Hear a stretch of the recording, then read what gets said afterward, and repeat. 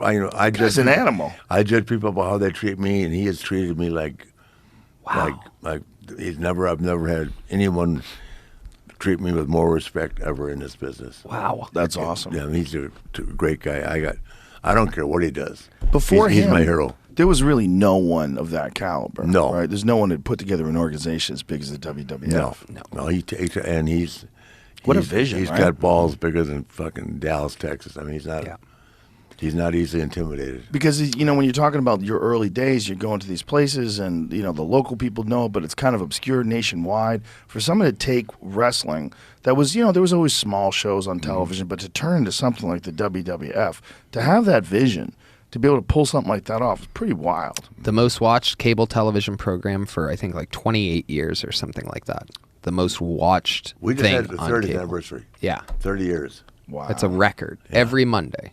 Boom, boom, boom, boom, boom. On a Monday. Tried to imitate that success with other organizations, but you really need a Vince McMahon. Yeah. You You do. need a kingpin. A long-term storyteller that sees things from weeks ahead. Yeah. Like what you do tonight.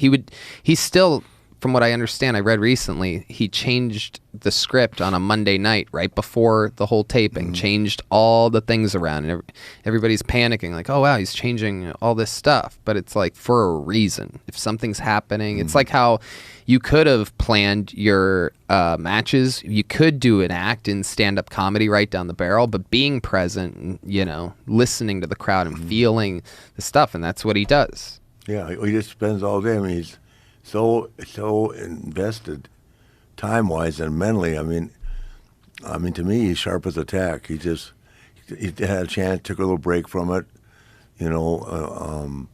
but it gave him a chance to look at the product and then come back at it and fix what he thought was right or wrong. One of my things. And to me, he's entitled to do that. Sure.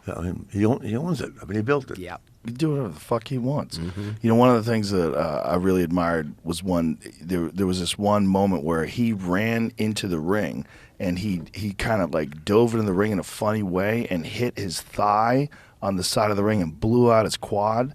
Both. Same time. Yeah, and he was supposed to be there being a leader and we thought he had a heart attack, a stroke. We're sitting there watching it. He tore them both at the same time. That is so. See, you can find that. Oh, it's so crazy because the guy must be in fucking agony. Yeah, and he's still like present. Well, so he comes running out, and he's supposed to be fixing this situation. You goddamn idiots! You don't know how to run a show. He's mad at both referees because they tied. So he's supposed to be the leader of this all right now, and then boom, now he can't stand up. I mean, it doesn't even make sense how he blew them out like that. So he's sitting there and he's still in character. Well, he can't even fucking walk, and everybody else goes along with it. You realize something's wrong.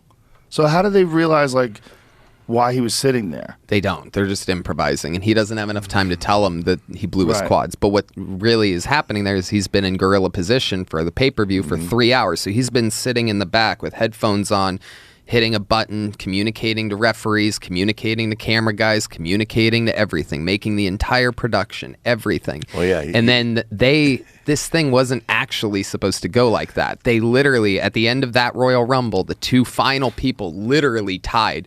If they did it 1,000 times, they wouldn't be able to land how they landed. They literally land at the same time. Never have, right? Yeah. It's just one in a billion. No. So the refs don't know what to do at all because they're watching the replay and they tied. And they tie, and no matter what angle you watch it from, it's a blatant. Again, they could have done it 1,000 times and they wouldn't have timed it like this. So Vince, improvising, has to get up out of this chair that he's been sitting in for hours. And he's like, okay, I'll go yell at them and tell them to restart it or whatever. Yeah. But he's been sitting, controlling everything. So all the blood, here's how it happened, is all the blood is in his fucking brain. Yeah. And now he's going, I'm going to fix this. When he's coming down that ramp, throwing his jacket, there's nothing, he hasn't moved his legs in 3 hours. So that's how it happened. But